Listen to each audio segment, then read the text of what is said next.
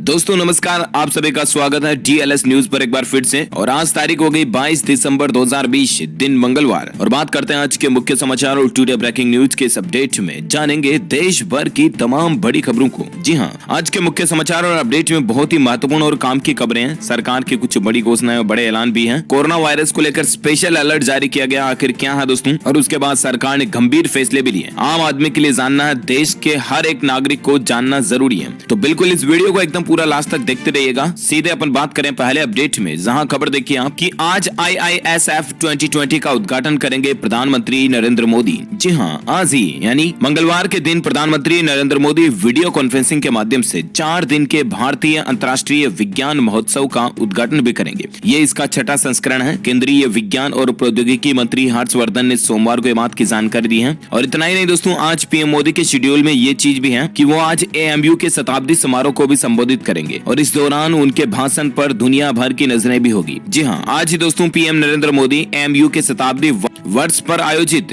Virtual समारोह में बतौर मुख्य अतिथि के रूप में शिरकत करेंगे। PM मोदी के इस भाषण पर देश दुनिया के मुस्लिम जगत की निगाहें टिकी हुई है। 56 साल बाद AMU के कार्यक्रम को भारत का कोई प्रधानमंत्री संबोधित करने जा रहा, तो इसलिए ये भाषण काफी अहम होगा। AMU के कैंपस के चारों तरफ चप्पे चप्पे पर नजर होगी। सुरक्षा वगैरह भी काफी अच्छी रखी गई है और कैंपस में ब्लैक मास्क पहनने पर नो एंट्री होगी। इसके अलावा मैं आपको बता दूं, AMU शताब्दी समारोह वर्ष पर आज PM मोदी संबोधित तो करेंगे, साथ में डाक टिकट भी जारी करेंगे। अलीगढ़ यूनिवर्सिटी में ये समारोह होने जा रहा। अलीगढ़ की ये मुस्लिम यूनिवर्सिटी है। भले ही दोस्तों उनका ये संबोधन ऑनलाइन होगा, लेकिन काफी महत्वपूर्ण होगा। साथ ही इस संबोधन में केंद्रीय शिक्षा मंत्री रमेश पोखरियाल निशंक भी शामिल रहेंगे। तो देखते हैं आखिर मोदी सरकार की तरफ से मुस्लिम भाई लोगों के लिए क्या कुछ नई घोषणाएं, बड़े ऐलान किए जाते हैं। और मैं अपडेट आपको बता दूंगा दिन में DLS न्यूज के ऊपर। फिलहाल अपन नजर डालते हैं आज के कुछ प्रमुख खबरों पर, जहां अपडेट देखिए। एक तो राशन कार्ड वाले व्यक्तियों को मिलेंगे 2500 रुपए। इस राज्य के 2.5 करोड़ लोगों को होगा फायदा। जी हाँ, आखिर कौन से राज्य से ये स्कीम शुरू की गई है, तो मैं आपको बता दूं, तमिलनाडु राज्य की सरकार की तरफ से एक नई योजना का ऐलान किया गया। तकरीबन 2 करोड़ 60 लाख से भी ज्यादा राशन कार्ड धारकों को 2500 रुपए कैश देने का फैसला लिया गया। क्योंकि आपको पता होगा पोंगल त्योहार मनाया जाता है तमिलनाडु में, और वो पोंगल त्योहार आने ही वाला है। और इसी के मद्देनजर सरकार ने ये फैसला लिया। प्रोत्साहन राशि 4 जनवरी से बांटी जानी शुरू हो जाएगी, ताकि लोग अपनी फसल के उत्सव को खुशी से मना सके। मैं आपको बता दूं, ये पोंगल त्योहार जो है ये फसलों के खेतीबाड़ी के उपलक्ष्य में ही मनाया जाता है। तो दोस्तों इस बार जो है ना, तमिलनाडु सरकार सभी राज्य के लोगों को, राशन कार्ड वालों को, एक तो 2500 रुपए कैश देगी। इसके अलावा चावल, चीनी, किशमिश, काजू, इलायची, एक कपड़े का बैग और एक गन्ना भी फ्री में देगी, ताकि क्या दोस्तों आम जनता अपने त्योहार को अच्छे से सेलिब्रेट कर सके। वैसे जनरली पोंगल त्योहार जो आता है कब आता है, जब हम सभी मकर संक्रांति मनाते हैं ना 14 जनवरी को, तभी तमिलनाडु में पोंगल त्योहार मनाया जाता है। तो अच्छी बात है ये वाकई में तमिलनाडु गवर्नमेंट की तरफ से। और अगली खबर देखिए, लगातार 3 दिन बैंक बंद रहेंगे। आने वाले किस तारीख से कुछ ही दिनों बाद 3 दिन तक बैंक बंद रहने वाले हैं। तो आपका कोई इंपॉर्टेंट बैंकिंग काम है तो उसको जरूर निपटा ले। किस तारीख को, तो मैं आपको बता दूं, आज 22 हो गई। और ये बैंक जो बंद रहेंगे दोस्तों वो रहेंगे 25, 26 और 27 दिसंबर को, ठीक है ना। जनरली आपको पता होगा हर 2nd और 4th सैटरडे को बैंक बंद रहते हैं, राइट। तो ऐसे में 25 दिसंबर शुक्रवार के दिन क्रिसमस का त्योहार है, इसलिए बैंक बंद रहेगा। और 26 दिसंबर 26 को वापस 4th सैटरडे आ गया, चौथा शनिवार है, तो बैंक बंद रहेगा। 27 को उसके बाद संडे, जाहिर सी बात है सैटरडे के बाद संडे आने वाला। तो पता चल गया होगा आपको 25, 26, 27 3 दिन लगातार बैंक बंद रहने वाले। तो आपको कोई इंपॉर्टेंट काम है तो उसको 25 से पहले शेड्यूल कर लें, ओके। और फिलहाल अपन नजर डालते हैं अगली खबर देखिए जरा। 7 दिन में मिलेगा बिजली कनेक्शन, शिकायत दूर न करने पर लगेगा जुर्माना। ऊर्जा अधिकार लागू हो चुके हैं। जी हाँ, बिजली बिल को लेकर ग्राहकों को सरकार ने कुछ नए अधिकार, नए राइट्स दिए। अगर आपके भी घर में बिजली मीटर लगा हुआ तो जरा ध्यान से समझिएगा। दरअसल दोस्तों सरकार ने बिजली उपभोक्ताओं को सशक्त बनाने के लिए महत्वपूर्ण कदम उठाए हैं। नए नियमों के मुताबिक बिजली कनेक्शन जारी करने, बिजली बिलों का भुगतान की सुविधा और बिजली सप्लाई के लिए उपभोक्ताओं के ऊर्जा अधिकार तय कर दिए गए। और ये पहली बार है दोस्तों जब पावर सेक्टर में उपभोक्ताओं के लिए भी मानक तय किए गए। जी हाँ, बिजली मंत्रालय की तरफ से ये नियम ग्राहकों के अधिकारों से जुड़े हैं, जो आपके लिए जानना जरूरी है। मैं आपको बता दूं, नए नियमों के बारे में खुद बिजली मंत्री RK सिंह ने ये बात की जानकारी दी है। उनका कहना दोस्तों कि अब कोई भी ग्राहक बिजली बिना नहीं रहेगा और बिजली कंपनियां जो है उनको सेवाएं देनी ही पड़ेगी। अगर वे इसका पालन नहीं करते हैं तो उनको जुर्माना देना पड़ेगा। बिजली मंत्री का कहना दोस्तों कि ये नियम बिजली उपभोक्ताओं को मजबूत बनाएंगे। एक तो अगर आप नया बिजली कनेक्शन लेते हो ना, तो आपको 7 दिन में एनी हाउ, जी हाँ एनी हाउ बिजली कनेक्शन आपको देना ही पड़ेगा। फिर बिजली कंपनी कोई भी बहाना नहीं बना सकती, ठीक है ना। और अगर वो बहाना बनाती है तो फिर उस पर जुर्माना भी लगेगा। और इसके अलावा बिना मीटर आपको कनेक्शन नहीं मिलेगा। नियमों के अनुसार कोई भी नया बिजली कनेक्शन बिना मीटर के नहीं दिया जाएगा। बिजली मीटर या तो स्मार्ट होगा या तो अभी जो प्री पेमेंट मीटर वगैरह ये प्लानिंग भी चल रही है। कुल मिलाकर के बिजली मीटर पूरी तरह से ट्रांसपेरेंट होंगे और इसके अलावा सभी ग्राहकों को 24 आवर्स बिजली देने की प्लानिंग भी चल रही है ना। और इसके अलावा ग्राहकों को खुद भी बिजली बनाने की आजादी होगी, यानी कि अभी आजकल आपको पता होगा सोलर पावर सिस्टम वगैरह काफी आते हैं, तो उनसे दोस्तों अगर आपके घर में एक्स्ट्रा बिजली जनरेट हो पाती है ना तो फिर आप उस बिजली को रीसेल भी कर सकोगे। ऐसे ग्राहकों को प्रोज्यूमर कहा जाएगा, यानी कि प्रोडक्टर और कंज्यूमर दोनों के बीच के मीडिएटर हो गए, प्रोज्यूमर हो गए वो। तो ये सभी राइट्स जो है ना मिलेंगे आपको। और अगर आपकी किसी भी तरह की बिजली की कंप्लेन भी है, शिकायत भी है, तो विद इन 45 डेज 45 दिनों के अंदर अंदर बिजली कंपनी को एनी हाउ उसका समाधान सोल्यूशन निकालना पड़ेगा, अदरवाइज उल्टा कंपनी पर जुर्माना होगा। तो ये वाकई में बहुत ही अच्छे नए कानून अधिकार ऊर्जा अधिकार नियम के तहत एक्ट के तहत हम सभी लोगों को दिए गए सरकार की तरफ से, अच्छी बात है। और फिलहाल अपन नजर डालते हैं अगली खबर में, जहां देखिए सर्दियों में फिर महंगा हुआ अंडा, तोड़ा 3 सालों का रिकॉर्ड। जी हाँ, सर्दियों का सीजन चल रहा है और एक बार फिर से अंडे के रेट्स बढ़ चुके हैं। अंडे का बाजार भाव बीते 3-4 सालों का रिकॉर्ड तोड़ने के लिए तैयार है। 20 तारीख तक अंडे का ओपन मार्केट रेट बीते 3 साल के ऑफिशियल रेट का रिकॉर्ड तोड़ चुका है। और वैसे अभी जनरली अंडा 550 रुपए प्रति सैकड़ा तक बिक चुका है। इसका मतलब दोस्तों 100 अंडे का 550 रुपए, यानी कि 5.5 रुपए का एक अंडा तक रिटेल में अभी बिक रहा है। तो लास्ट कंज्यूमर को और भी ज्यादा प्राइस चुकानी पड़ सकती है, क्योंकि दुकान वाले होते हैं फिर वो मसाला वगैरह लगाते हैं, मार्जिन भी कमाते हैं। चलिए फिलहाल अपन नजर डालें अगली खबर में, जहां अपडेट देखिए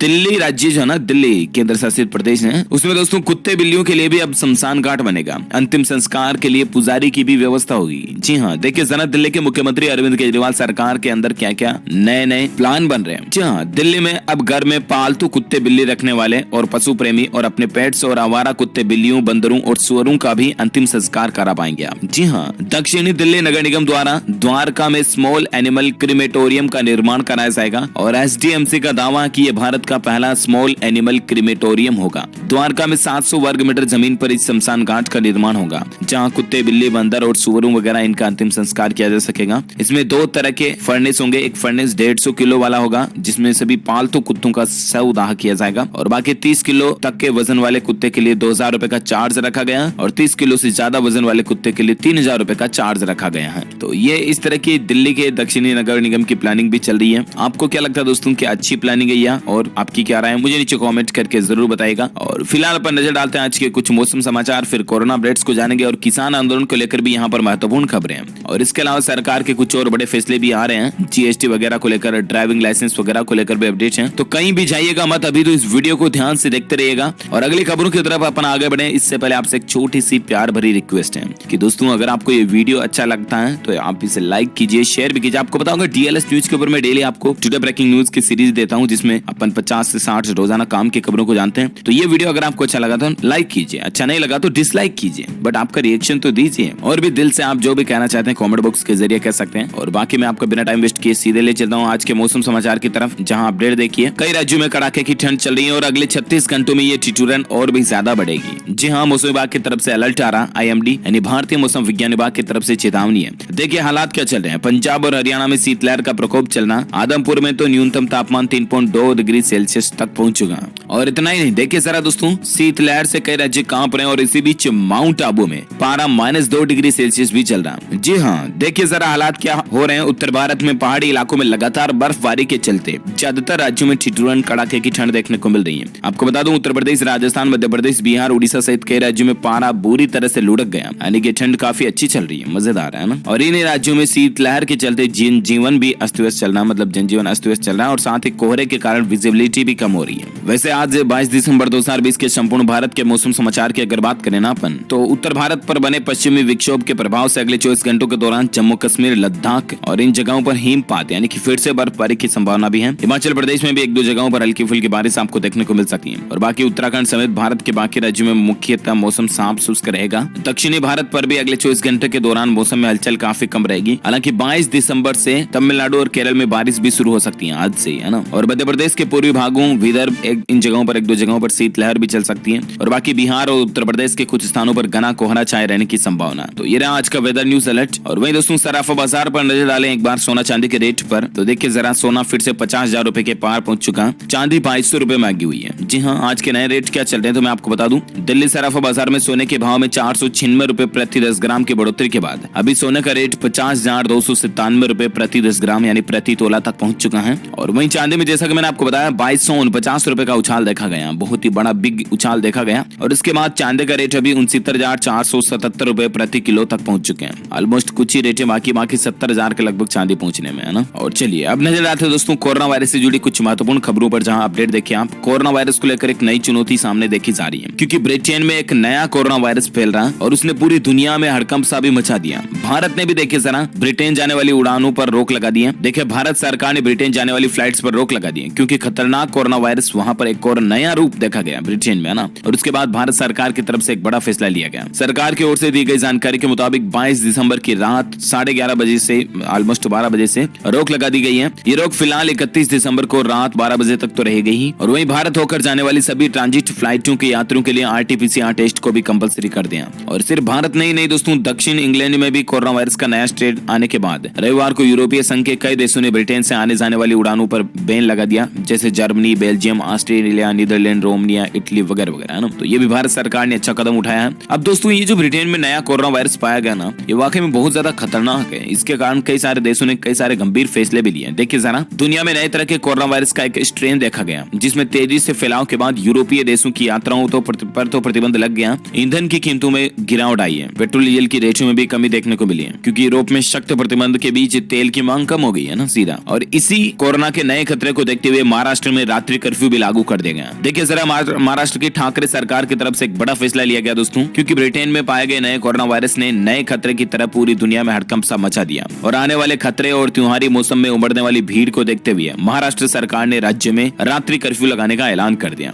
जी हाँ, राज्य में 5 जनवरी तक के लिए रात को 11 बजे से लेकर सुबह 6 बजे तक कर्फ्यू लागू रहेगा। इसके अलावा महाराष्ट्र सरकार ने यूरोपीय देश या मध्य एशिया से आने वाले लोगों के लिए 14 दिन का क्वारंटीन अनिवार्य कर दिया। 25 दिसंबर को वैसे भी क्रिसमस का त्योहार है और फिर न्यू ईयर का सेलिब्रेशन आ रहा। इन चीजों को देखते हुए महाराष्ट्र सरकार पहले से अलर्ट पर है। हालांकि अभी तक मुख्यमंत्री उद्धव ठाकरे किसी भी तरह के कर्फ्यू और लॉकडाउन से मना करते आए रहे, लेकिन फिर भी कोरोना वायरस के अचानक इस नए खतरे को देखते हुए सरकार को रात्रि कर्फ्यू का फैसला तो आखिरकार लेना ही पड़ा। तो एक तो दोस्तों महाराष्ट्र में 5 जनवरी तक तो यानी कि 15 दिन तक ऑलमोस्ट 11 बजे से लेकर सुबह 6 बजे तक रात में कर्फ्यू रहेगा। और यूरोप और यूरोपीय देशों से आने वालों के लिए 14 दिन क्वारंटीन अनिवार्य कर दिया, है ना। अनिवार्य मतलब कंपल्सरी कर दिया। तो ये वाकई में महाराष्ट्र सरकार भी सतर्क हो गई, अच्छी बात है। अच्छा, ब्रिटेन में पाए गए नए कोरोना स्ट्रेन को लेकर एक और खतरा देखिए जरा। ब्रिटेन के बाद अब ऑस्ट्रेलिया के भी 2 लोगों में इस वायरस का नया स्ट्रेन मिला। और वहीं इधर यूरोप ने फाइजर और बायोएनटेक वैक्सीन को तुरंत आनन फानन में मंजूरी भी दी है। वाकई में दोस्तों देखा जाए तो ये जो कोरोना वायरस का नया रूप है ना, मानो यूं लग रहा है कि कोई नई महामारी का खतरा है, कोई गंभीर महामारी फिर से आ सकती है, ऐसा खतरा लग रहा है। और इसी के कारण सरकारें भी हाफुदाप होकर सतर्क होकर के इमीडिएटली ये फैसले ले रही है। काफी मतलब एक डरावनी सी स्थिति बनी हुई है ना। और इसी बीच एक अच्छी खबर भी देखिए, गुजरात में लगेगी देश की पहली कोरोना वैक्सीन स्टोरेज फैसिलिटी। जनवरी में इसके टीकाकरण की शुरुआत होने की प्लानिंग बन रही है। और बाकी गुजरात राज्य में जो है ना, हमारे देश की पहली कोरोना वैक्सीन स्टोरेज फैसिलिटी लगने जा रही है,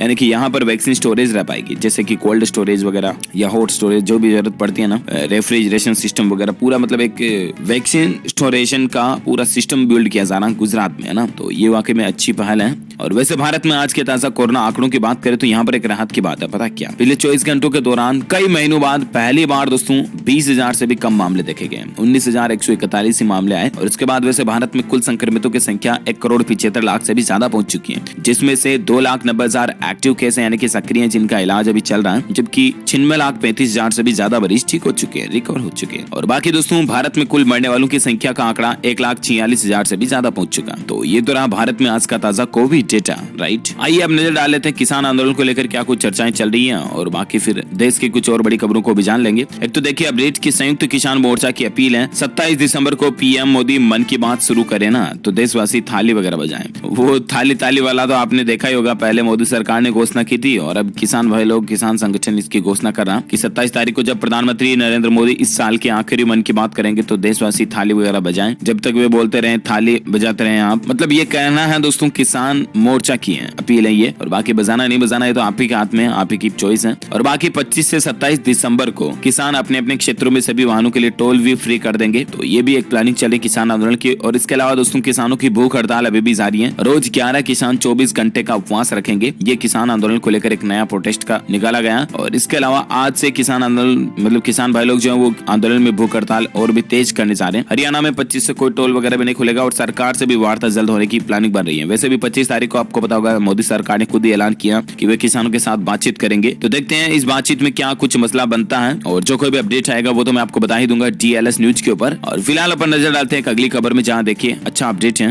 रोजगार के हालातों में सुधार देखने को मिला। अक्टूबर 2020 में 56% EPFO के नए सब्सक्राइबर्स बढ़े हैं। अच्छी बात है दोस्तों, कोरोना संकट के बीच लॉकडाउन में जैसे जैसे ढील मिल रही है ना, वैसे वैसे आर्थिक गतिविधियां भी रफ्तार पकड़ रही हैं, तेज हो रही हैं, और देश की इकोनॉमी में भी सुधार देखने को मिल रहा है। लॉकडाउन के दौरान कई लोगों की नौकरी चली गई थी, आपको पता होगा, जॉबलेस हो गए थे, अनएम्प्लॉयमेंट बढ़ी थी, बेरोजगारी बढ़ी। और उसके बाद EPFO के जो अभी के ताजा आंकड़े आ रहे हैं ना, उसके मुताबिक दोस्तों अक्टूबर 2020 में 11.55 लाख नए सब्सक्राइबर्स इस EPFO से जुड़े हैं। यानी कितने लोगों ने आखिरकार तो नौकरी तो पाई है ना, तो दैट्स गुड है ना। और अगली खबर देखिए, 1 जनवरी से सभी गाड़ियों के लिए फास्टैग लगाना कंपलसरी होने ही जा रहा है। मैंने आपको बताया भी था, अगर आप 1 जनवरी से भी फास्टैग नहीं लगाते हैं तो फिर टोल नाके के ऊपर आपको डबल टोल देना पड़ेगा, डबल टोल टैक्स कटेगा आपका, समझ रहे हो ना। तो 1 तारीख से पहले एनी हाउ अगर आपके भी घर में कार वगैरह कोई भी 4 व्हीलर है तो फास्टैग लगाना तो बनता है यार, है ना। और अगली खबर देखिए, एक्सक्लूसिव न्यूज, अच्छी खबर है। भारतीय रेल के 1 लाख से भी ज्यादा कर्मचारियों को जल्दी बकाया भत्ता मिल सकता है, ऐसी मीडिया रिपोर्ट चल रही है। दरअसल कोरोना काल में लगाए गए लॉकडाउन के दौरान भारतीय रेलवे की पैसेंजर सेवाओं के बंद रहने का असर केवल यात्रियों पर ही नहीं पड़ा, बल्कि रेलवे कर्मचारी भी इससे वित्तीय रूप से काफी प्रभावित हुए। और खासतौर पर भारतीय रेलवे का रनिंग स्टाफ पैसेंजर ट्रेनों के न चलने से रनिंग स्टाफ को मिलने वाला ALK यानी कि किलोमीटर के बदले जो भत्ता रुक गया था, जिसका भुगतान किए जाने को लेकर अब रेलवे बोर्ड पर दबाव बन रहा है। तो देखते हैं इसको लेकर क्या फैसला आता है ऑफिशियल रेलवे बोर्ड की तरफ से, या रेल मंत्री पीयूष गोयल जी की तरफ से क्या घोषणा आती है। जो कोई भी अपडेट आएगा ना, मैं आपको DLS न्यूज के ऊपर जरूर बता दूंगा। ओके, और फिलहाल देखिए आप एक अगला अपडेट, ड्राइविंग लाइसेंस और RC अगर आपका रिन्यूअल एक्सपायर हो रहा है तो तुरंत उसे रिन्यू करवा दें, वरना आपको 5,000 रुपए तक का जुर्माना देना पड़ सकता है। आपको बता दूं, नए मोटर वाहन के अनुसार अगर आप कार, दोपहिया वाहन, व्हीकल कुछ भी चलाते हैं और आपके पास वैलिड लाइसेंस नहीं है या उनके DL की वैलिडिटी समाप्त हो जाती है, तो पकड़े जाने पर आप पर 5,000 रुपए तक का जुर्माना लग सकता है, समझ रहे हो ना। क्योंकि दोस्तों 31 दिसंबर लास्ट तारीख है, तब तक आप एक्सपायर्ड ड्राइविंग लाइसेंस या RC को भी चला सकते हैं, क्योंकि बीच में सरकार ने कोरोना के कारण ये फैसला लिया था कि रिन्यूअल की तारीखों को सभी को 31 दिसंबर तक बढ़ा दिया था, समझ रहे हो ना। तो 31 दिसंबर बस आने में ही है, 8-10 दिन भी नहीं रहे मुश्किल से, और 1 जनवरी से फिर आपका रिन्यूअल अच्छा नया ही चाहिए होगा। तो